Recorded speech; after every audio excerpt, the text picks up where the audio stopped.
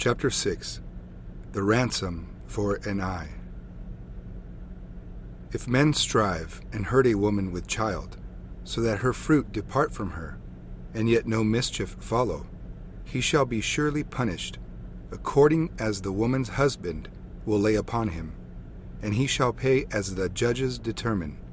And if any mischief follow, then thou shalt give life for life, eye for eye, tooth for tooth, hand for hand, foot for foot, burning for burning, wound for wound, stripe for stripe. Exodus 21:22-25.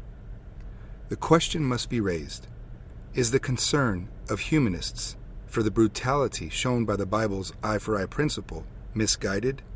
Shouldn't their concern be focused on the brutality of the criminal against the innocent victim? Is the lex talionis principle not a deterrent to crime, especially repeated crimes by a criminal class? Shouldn't our concern be with the victims of violent crime rather than with the criminals who commit them? We read of Adonai-Bezek in the first chapter of Judges. Adonai-Bezek, lord of Bezek, was a Canaanitic king. The Israelites fought him and defeated him.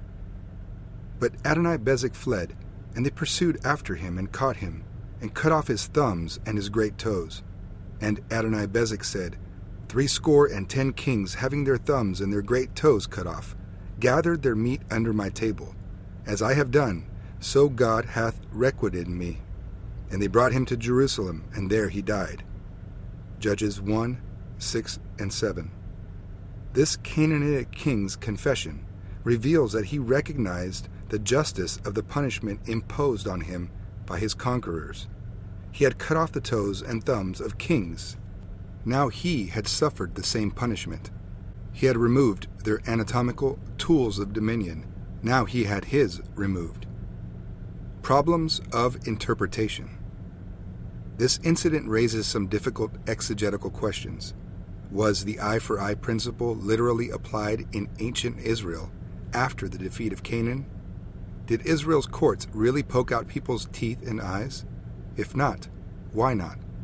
Or is it merely that there are no clear-cut biblical records of such physical penalties being imposed by Israelite judges on Israelite citizens?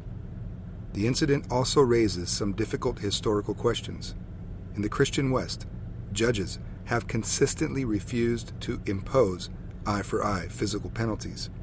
In non-Christian societies, permanent physical vengeance is quite common. For example, Islam's Sharia law. Why not in the West? What is it about inflicting permanent physical mutilation in contrast to whippings or other relatively impermanent forms of physical violence that so repels Westerners? The West's future orientation. The West's impulse toward dominion in history is one possible answer. The West has been future-oriented as a direct result of its Christian eschatological heritage, a faith in linear history with a God-created beginning, a God-sustaining providence, and a God-governed final judgment. This vision of linear time made possible the development of modern science. The future orientation of the West, especially from the 17th century onward, and especially in Protestant societies, led to faith in long-term progress, including long-term economic growth. Western people have understood the importance to the community of full production from all members. There is, or was, the psychological and social phenomenon called the Protestant ethic. Begging, for example, has not been favored in Protestant nations. Idleness has been frowned upon. Therefore, the realization that physical punishment can permanently reduce the productivity of any citizen repels the Westerner. The Western judge asks, what happens to the criminal after he has paid his debt? Why should the criminal, his family, his future employers, and consumers be deprived of his full future productivity? Why should any man be hampered in working out his own salvation with fear and trembling? Philippians 2:12. Wouldn't permanent physical mutilation tend to impair his future employment, thereby luring him back into a life of crime? What if he should experience a moral transformation in the future? Western justice seems to recognize such problems. and so it has rejected physical mutilation as a legal sanction. Figuratively speaking. Are we to interpret the eye for eye passage figuratively? Jesus said in the Sermon on the Mount, "If thy right eye offend thee, pluck it out, and cast it from thee. And if thy right hand offend thee, cut it off, and cast it from thee." Matthew 5:29a and 30a. We recognize that he spoke figuratively. He meant that the lusts of the flesh are so dangerous spiritually that even the loss of eye or hand is to be preferred. Therefore, avoid moral contamination, avoid lust, 5:28. But the issue in Exodus 21, 24, and 25 is that there has been physical injury inflicted on another person. The eye, which the victim has lost, is a literal eye.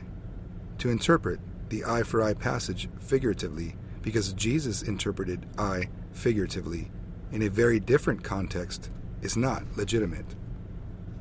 There is no doubt that the thumb for thumb penalty was literally applied to Adonai Bezek.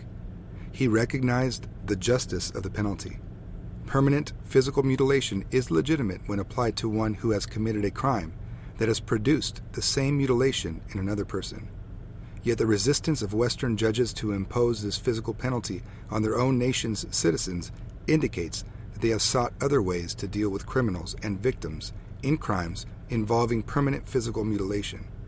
Question: in cases other than manslaughter, the death of an innocent third party as a result of unwarranted violence, as in the abortion of Exodus 21, 22, and 23, may some other penalty legitimately be imposed, on which meets God's standards of justice, as well as men's sense of justice? Option: economic restitution. Say that an ox has been known to gore people in the past. It gets loose again and kills someone. The owner in this instance is held legally liable. In fact, he is to be put to death. Exodus 21:29. However, Exodus 21:30 provides an exception to the requirement that a crime that results in a person's death be punished by the execution of the person responsible. If there be laid on him a sum of money, then he shall give for the ransom of his life whatsoever is laid upon him. The death penalty is set aside at the discretion of the judges and the victim's heirs. The man pays a ransom for his life. The text does not specifically say that the ransom is paid to the victim's next of kin, but this is the familiar pattern in the Old Testament. The payment would become part of the dead person's estate, as if he were still alive and had been merely injured by the beast. The ransom is a restitution payment. There is no evidence that the ransom would go anywhere else except to the victim's heirs. The question can be raised: if the death of the owner of the ox does not benefit the victim's heirs, while the ransom does benefit them, does the lex talionis allow a comparable solution to the problem of the physically mutilated person? Instead of physically mutilating the criminal, may the judges legitimately impose a restitution payment? Jewish commentaries. Traditional Jewish explanations of the lex talionis principle point to a payment in lieu of physical mutilation. Nachmanides wrote in the 13th century concerning eye, tacheth, for eye. It is known in the tradition of our rabbis that this means monetary compensation. Such a usage of the term tacheth to indicate monetary compensation is found in the verse, "And he that smiteth a beast mortally shall pay for it, life, tacheth, life." Leviticus 24:18, in which case tacheth surely indicates monetary compensation. Rabbi Abraham ibn Ezra commented that Scripture uses such a term to indicate that he really is deserving of such a punishment, that his eye be taken from him, if he does not give his ransom. For Scripture has forbidden us to take ransom for the life of a murderer that is guilty of death. Numbers 35:31. But we may take ransom from a wicked person who cut off any of the limbs of another person. Therefore, we are never to cut off that limb from him, but rather he is to pay monetary compensation, and if he has no money to pay, it lies as a debt on him until he acquires the means to pay, and then he is redeemed. Nachmanides' citation of Abraham ibn Ezra indicates that he was disturbed by the literal wording of the eye for eye stipulation. by refusing to call for a literal application of the verse in the case of a poor criminal, and also by their refusal to call for indentured servitude as a way to repay the debt. These two Jewish medieval commentators softened the threat of the punishment. There are difficulties with this interpretation. It is ingenuous, but it has no explicit biblical precedent, and it may therefore be incorrect, even though it appears to conform to the implicit meaning of eye for eye. It involves speculation that relies heavily on the precedent of economic restitution in the case of the ox that gores someone to death, Exodus 21:30. A separate case law that may not apply to the lex talionis law of Exodus 21:24 and 25. But this view became common in the interpretation of Jewish law. Rabbi Samson Raphael Hirsch commented on Exodus 21:25 in the early 19th century. Quote, "The taking of this legal canon literally, in the sense of an eye for an eye, would be morally impossible for any idea of equity." End quote. Further, quote, "The whole spirit of the text is what the traditional halakha, Jewish law, teaches. For example, that here it is only speaking of monetary compensation for the injury inflicted." End quote. Restitution and equity. In principle, the interpretation of the lex talionis as allowing economic restitution in place of physical mutilation raises some fundamental questions. First, is the requirement of vengeance compromised by the imposition of a restitution payment?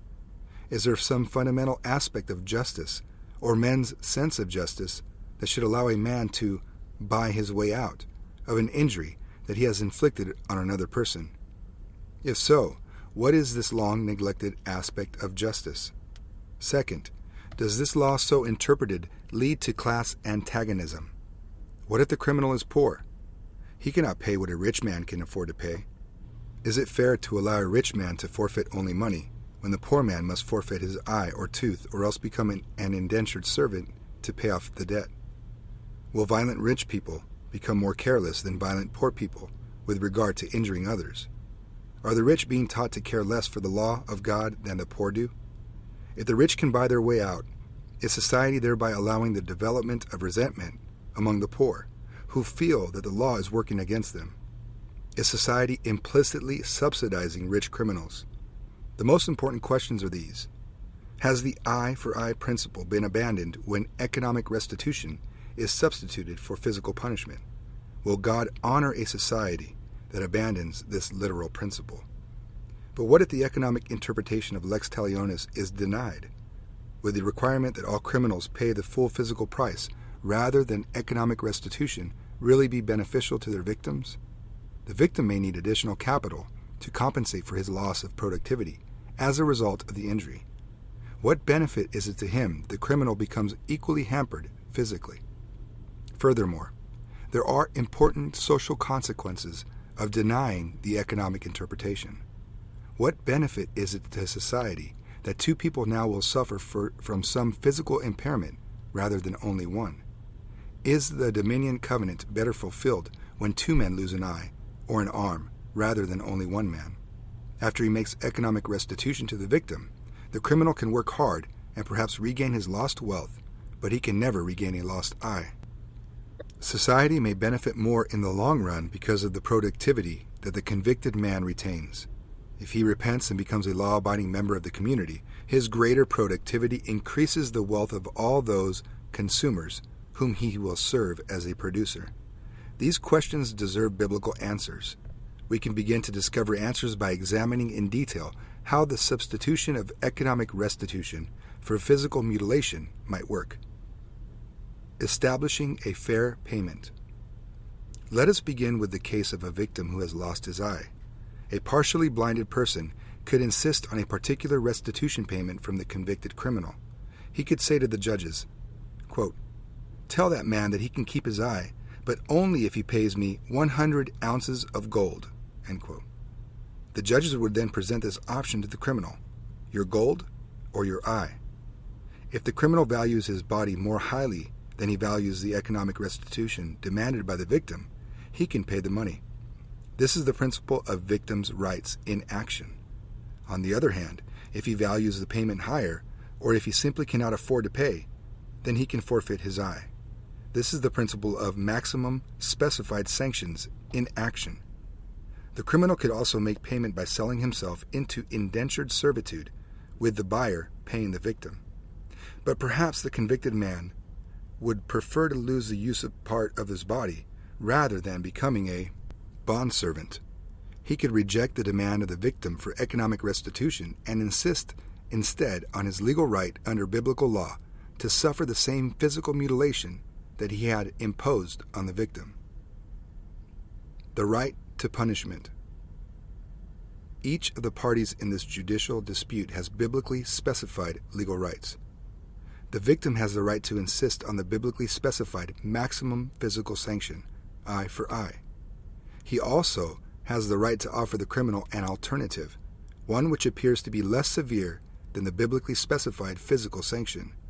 If the alternative offered to the criminal is not regarded by him as less severe, then he has the legal right to insist on the imposition of the biblically specified maximum sanction. He therefore possesses the right to be punished by the specified biblical sanction. His punishment is limited by the extent of the injury which he imposed on his victim. The punishment fits the crime. It is basic to the preservation of liberty that the state not be allowed to deny to either the victim or the criminal his right of punishment. While this principle of the right to punishment is at least vaguely understood by most people with respect to the victim, it is not well understood with respect to the criminal. The right to be punished is a crucial legal right, one which Paul insisted on at his trial. For if I be an offender, or have committed anything worthy of death, I refuse not to die. But if there be none of these things whereof these accuse me, no man may deliver me unto them. I appeal unto Caesar. Acts 25:11. If the state can autonomously substitute other criteria for deserved punishment, such as personal or social rehabilitation, then society loses its rights to be governed by predictable laws with predictable judicial sanctions. The Messianic state then replaces the judicially limited state. Neither the victim nor the criminal can be assured of receiving justice, for justice is defined by the state rather than by God in the Bible.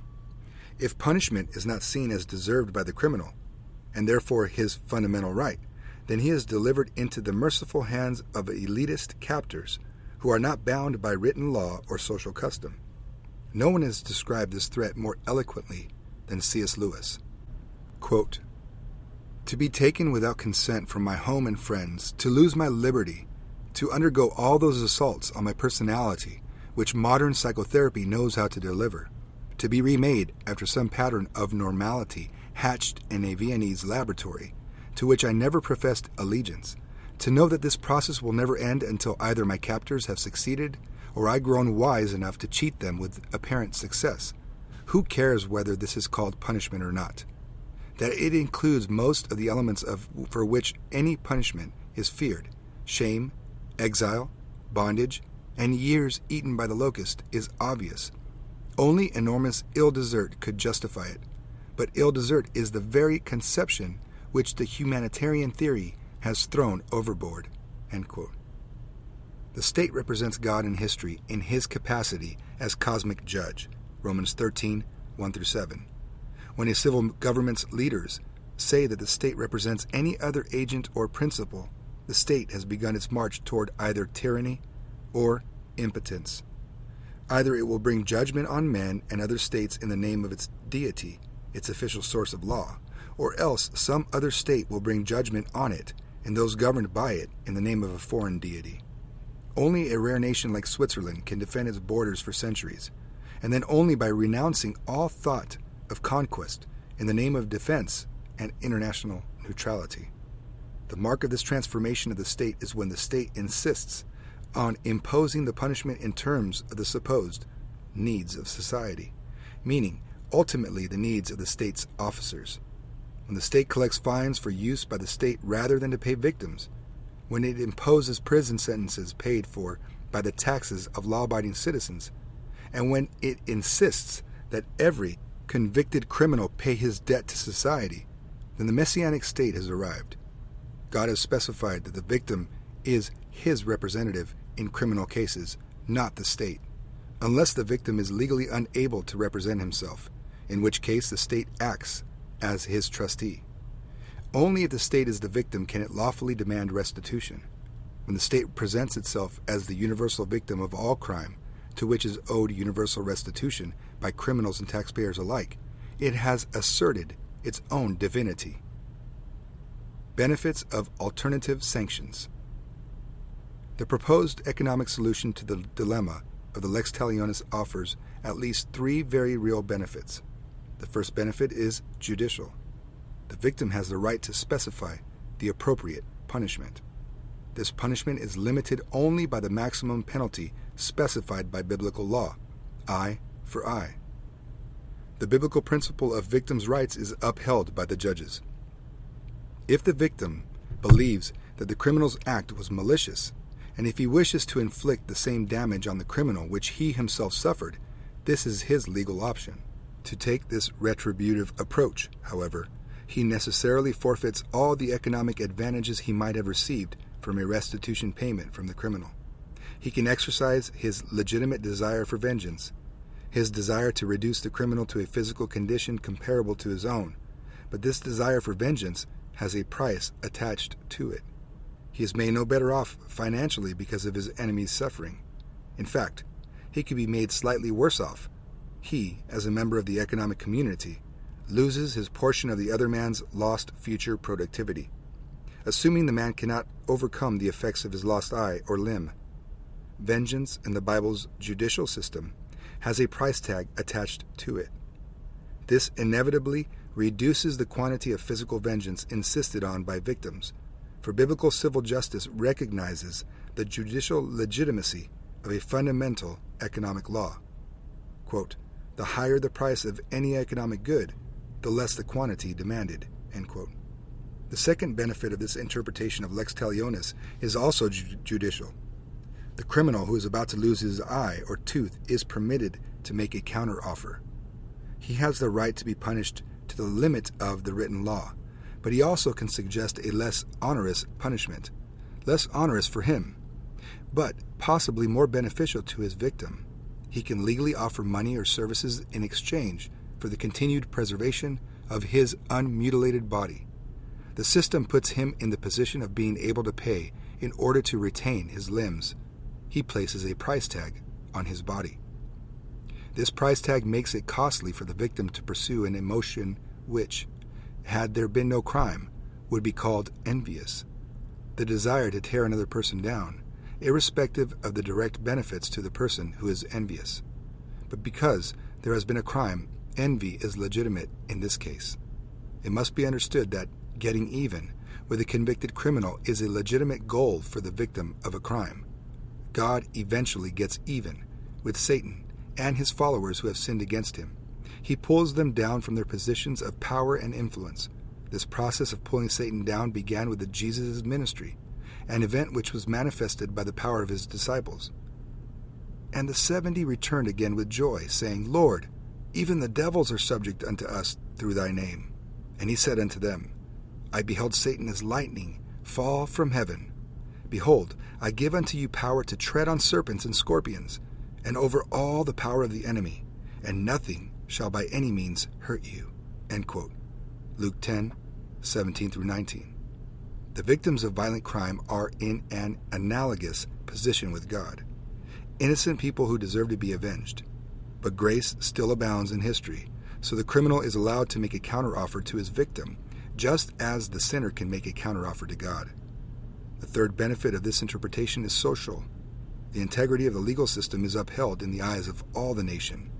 Members of society at large cannot complain that the judges are playing favorites. The judges are not respecting persons. If a rich man loses money while the victim has lost the use of his body, this result has been the decision of the victim, not the judges. What is essentially a private dispute, victim versus criminal, rather than a conflict between classes, has been settled by the disputants. The victim has made his choice. Outsiders therefore have no valid moral complaint against the judicial system. This keeps the ideology of class conflict from spreading to the general population. This is a very important feature of the justice system in an era of class conflict, meaning an era of rhetoric by competing elites in the name of various classes.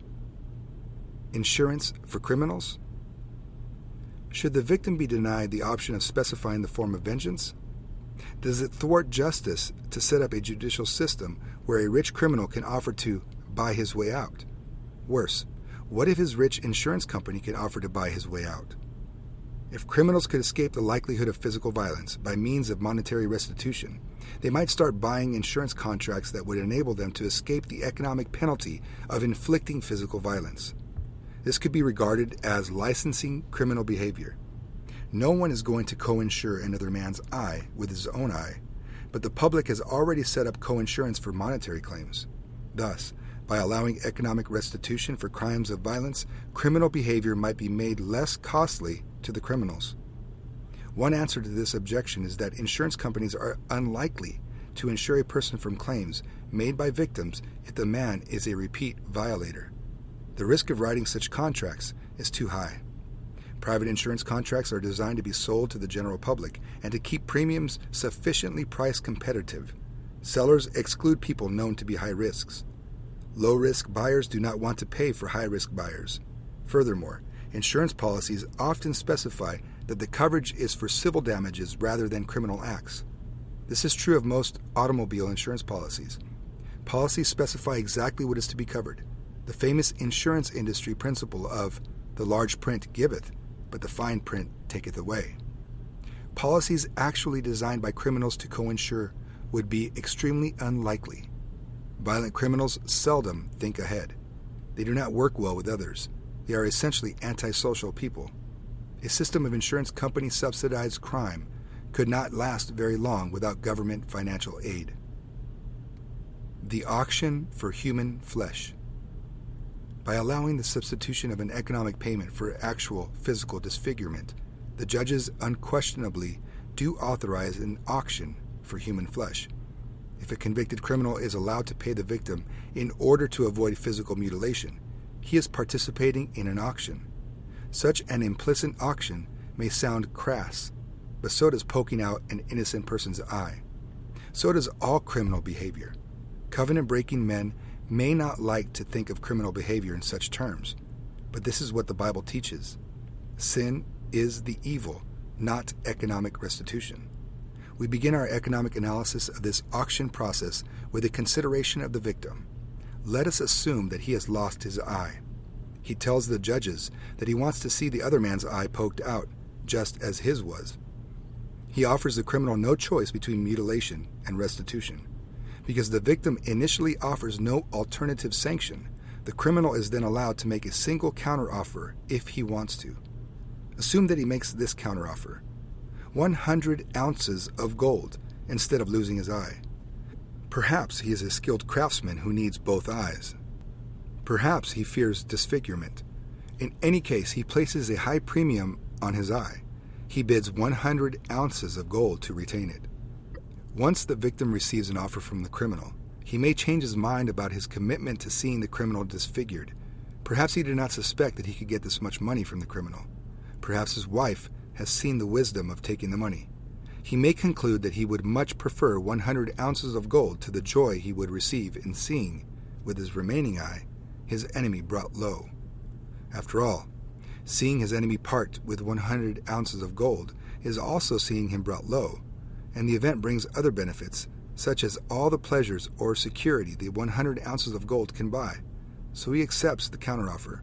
The criminal keeps his eye. In this case, the criminal is the high money bidder. The victim values the gold more than he values the criminal's eye. The criminal places more value on his eye than the gold. Each man gets what he most prefers. The criminal has bought the right to determine what happens to his own body. He has bought the right to avoid mutilation. Consider the victim's other possible choice. He is still outraged at what has befallen him. He wants the criminal to share the same physical limitation. He is unwilling to accept the financial counteroffer. Now, economically speaking, the criminal had just placed 100 ounces of gold into the victim's lap. He had been willing to pay. The victim is not impressed, or not sufficiently impressed. He figuratively hands the 100 ounces of gold back to the criminal. Keep your filthy money, you butcher. Keep your only remaining eye on your money. The victim has now matched the money bid of the criminal. He has forfeited the 100 ounces of gold that he might have received. He places a higher value on his legal ability to blind the other man's eye than he does on the 100 ounces of gold. So the victim gets what he values most: the joy of seeing the other man lose his eye. But he pays 100 ounces of gold for this pleasure. The pleasure is biblically legitimate, but it is expensive. The criminal's 100 ounces of gold did not constitute a high enough bid. The victim might have agreed for more than the 100 ounces, but the criminal had not been willing to pay this much. The criminal keeps what he wants, the 100 plus ounces of gold that the victim might have accepted in payment, but which the criminal refused to offer. The criminal would rather have this larger quantity of gold than keep his eye. This is what the economists call reservation demand for this money. The criminal pays with his eye for his continued possession of the money. None of this suggests that the criminal can buy justice. Justice is what the court provides when it tries the case and imposes the victim's preferred sanction up to the limit of the law. The criminal is buying a specific sanction that he prefers by offering the victim an alternative which the criminal hopes the victim will prefer. It is an auction for flesh, not an auction for justice. The private slave market. To give the criminal access to capital sufficient to make the offer, the state must allow another auction for flesh, a slave market. Deny this, and the criminal is thwarted in gaining what he wants, and so is his victim. The most valuable asset a criminal may possess is his own ability to work. If he is denied the legal right to capitalize this asset, he may not be able to offer a sufficiently high bid to the victim to avoid mutilation. The modern democratic theorist professes horror at such a thought. Why? Because the modern state's disciples want the state to have a monopoly on the slave market. The state imposes prison as the alternative to both restitution and slavery, an alternative which benefits neither the victim nor the potentially productive criminal. At this point, we return once again to the basic theme of the book of Exodus, the choice between slavery to man and service to God.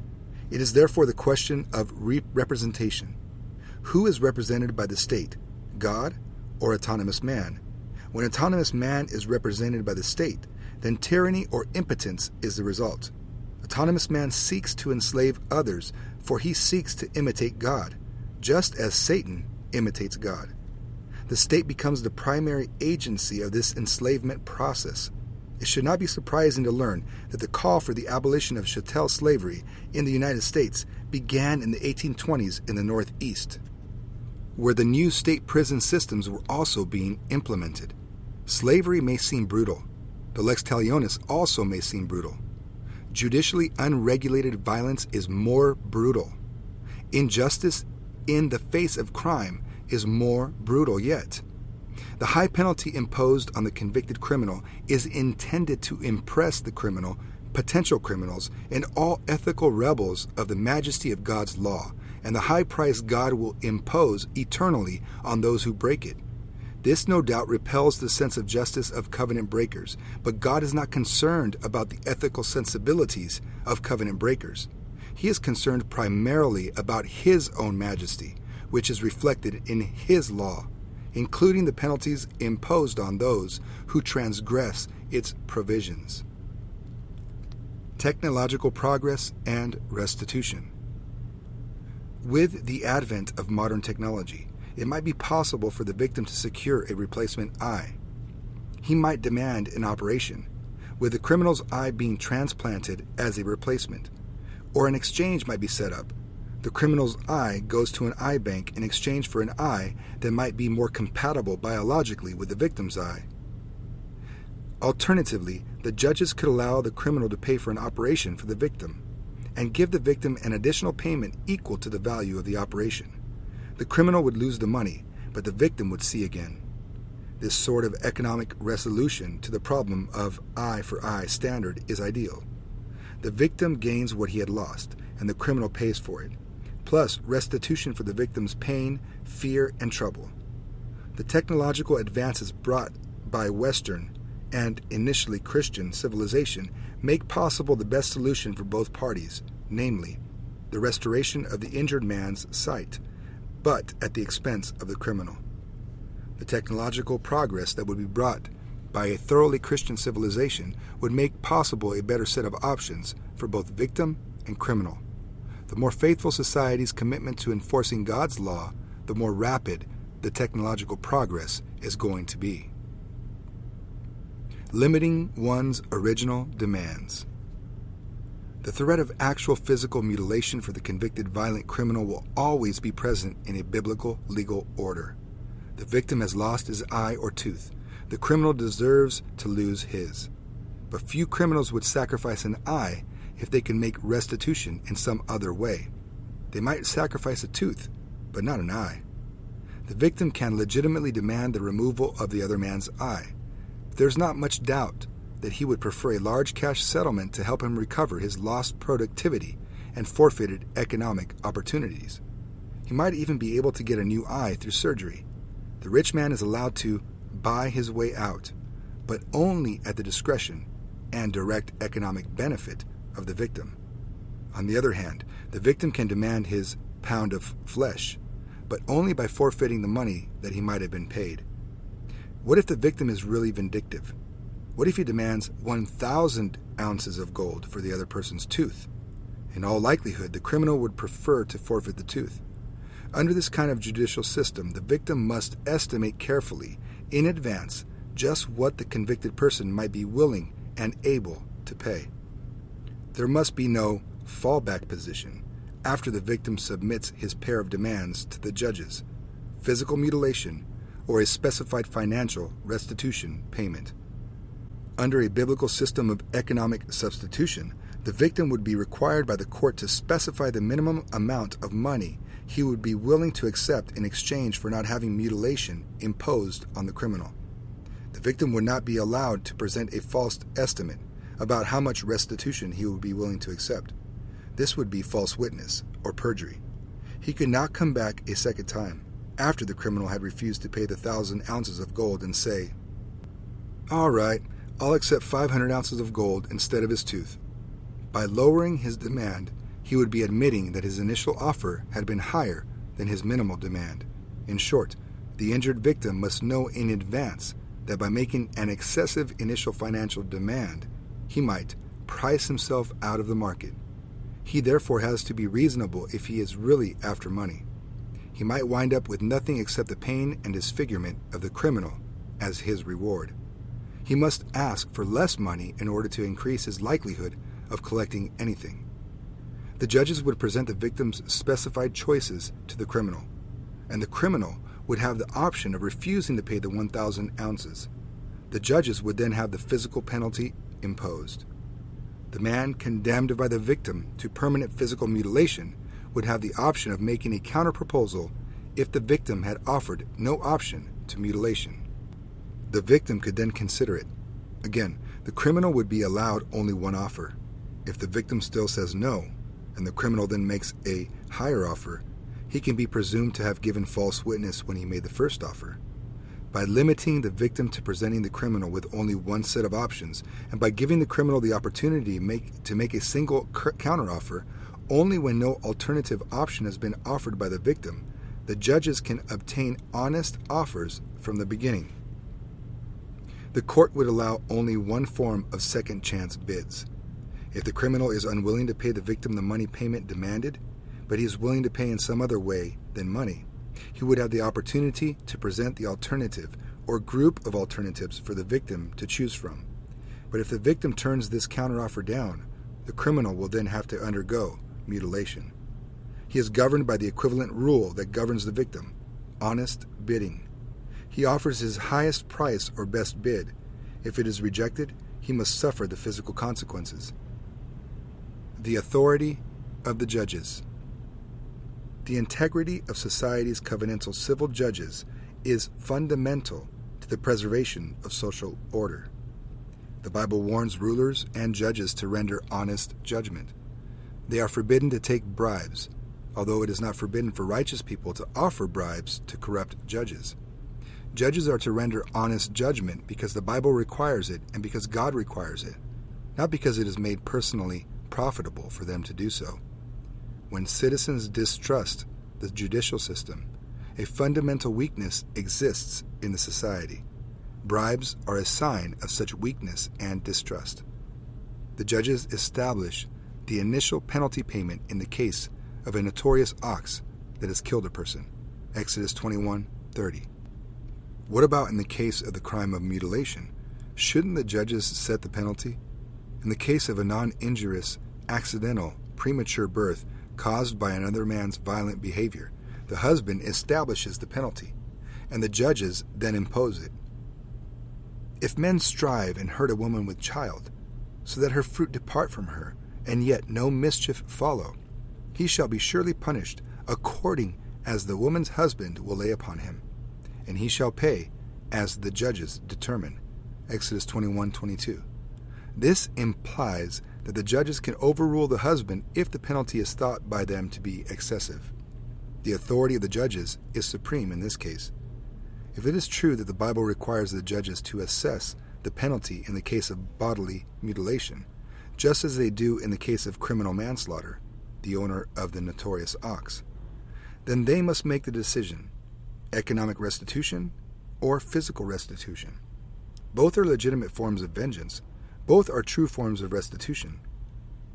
If the judges are solely responsible for making this determination, then sovereignty is transferred to them and away from the victim and the criminal, who might prefer to come to a different, more mutually beneficial transaction. This raises the question of righteous judgment. Why should the victim and the criminal be excluded from the process of the setting of the penalty? After all, in the case of the non-injurious premature birth, the husband has the opportunity of setting a preliminary penalty. Why not in the case of mutilation? One solution to this dilemma would be to allow the judges to assess the original penalty, estimating what the defense of an eye is worth in the open market, and then make a preliminary announcement of the size of the payment.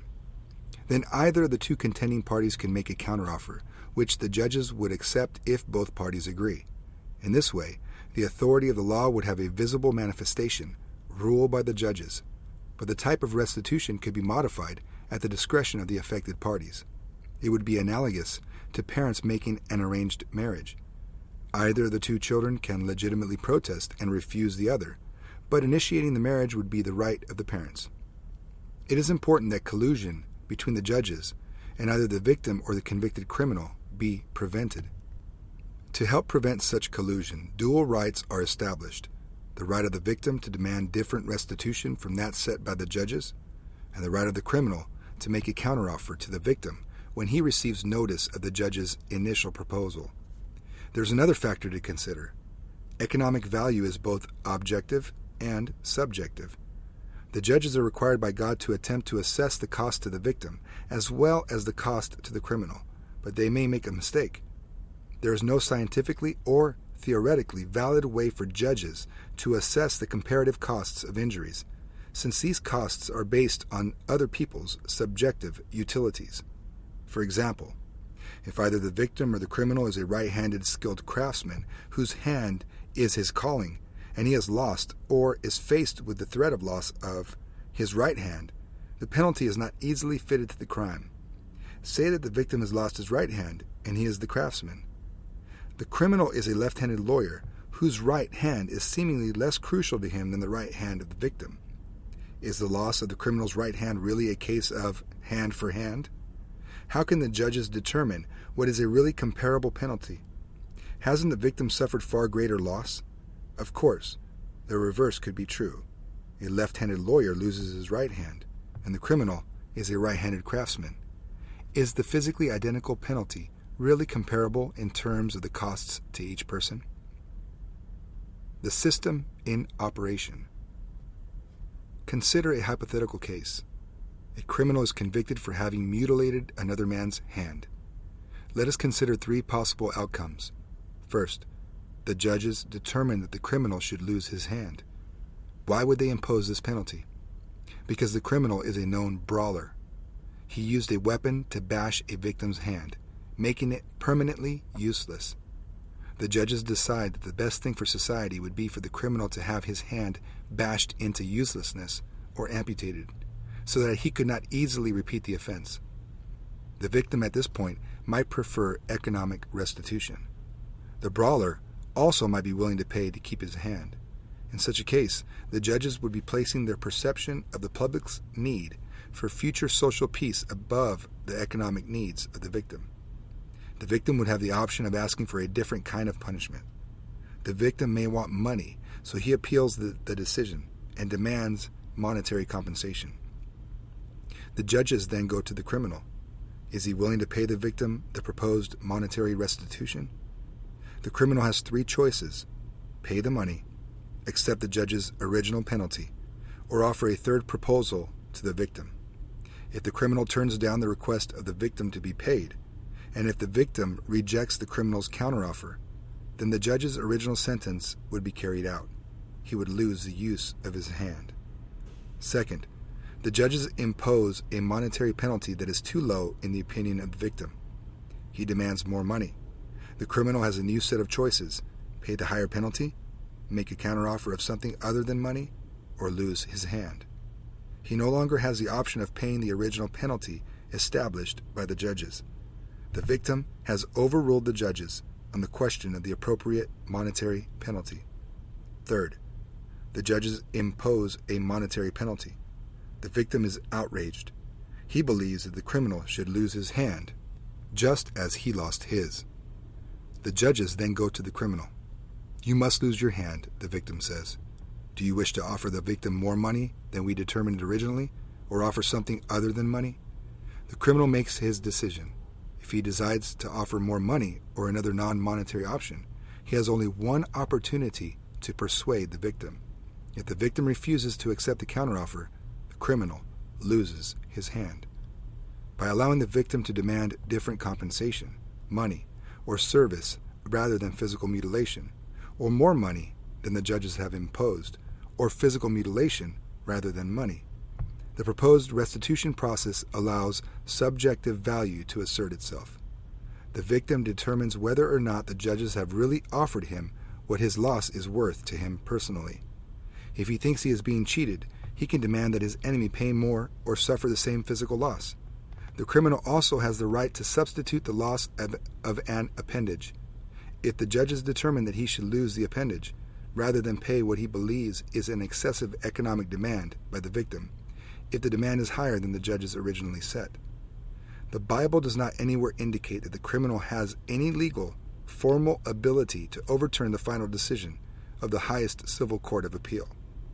If the judges impose a particular penalty, mutilation, for example, and the victim is satisfied, then the criminal has no formal right of appeal. He cannot override the decision of the judges, but in fact he really does have the indirect ability to appeal, and appeal through the victim. He or his representatives can approach the victim with a counter-proposal. Look, I would be willing to pay 100 ounces of gold if you would appeal the decision of the judges to have me mutilated.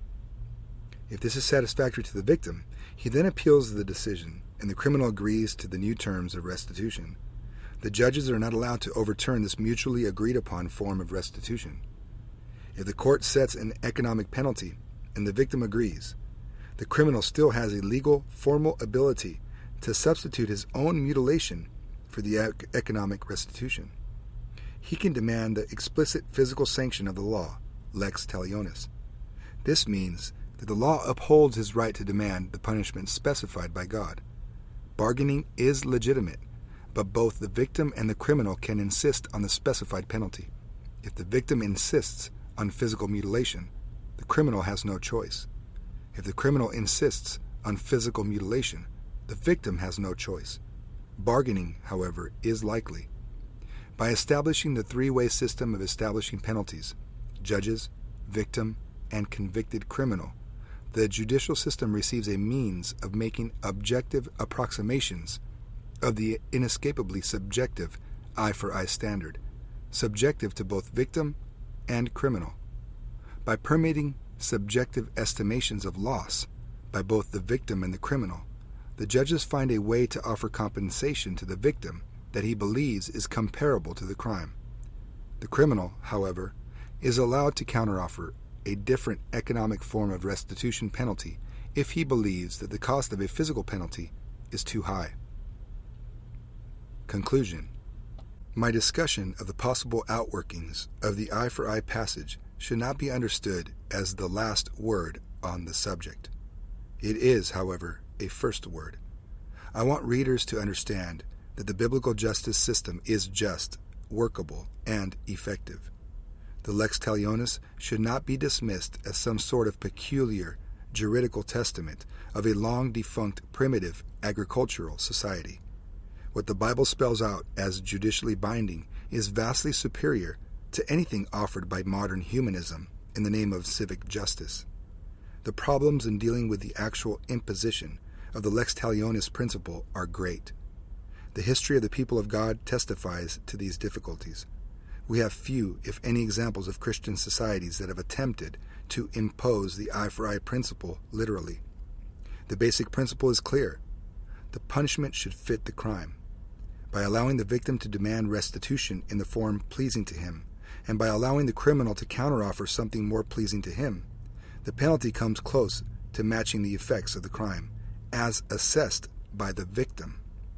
Each party gets to make one offer. If the victim offers a choice between penalties, the criminal chooses which one he prefers, or can offer something completely different. If the victim specifies one and only one penalty, mutilation, the criminal is entitled to counteroffer. If the victim specifies only a money payment, but the criminal prefers mutilation on an eye-for-eye basis, then he has the right to choose mutilation. The judges can establish the original restitution payment, whether physical or economic, but the two affected parties should have the final determination. This places limits on the state. The economic assets involved in this auction process are transferred or retained by the person who is more concerned with economic capital than with physical mutilation. In this way, biblical justice is furthered. The modern Western world has not imposed deliberate, permanent physical mutilation on violent criminals. These criminals, when convicted, have been imprisoned. They have been compelled to pay fines to the state. In very few cases had they been compelled to make monetary restitution to the victims. The result has been escalating violence against private citizens, as well as the escalating power of the state. Biblical law imposes penalties on violent criminals that tend to reduce the amount of violent crime. Biblical penalties encourage criminals to count the cost in advance. In the case of crimes of passion, the convicted passionate criminals would be reminded of the benefits of self-control. That stump at the end of an arm is a better reminder than a string tied around a finger. So is the loss of several years' worth of savings, or several years as an indentured servant. What men sow, they shall also reap. Galatians 6, 7, and 8. A godly society's criminal justice system, organized around the lex talionis principle, provides criminals with a glimpse of, or preliminary down payment to, this cosmic principle of justice.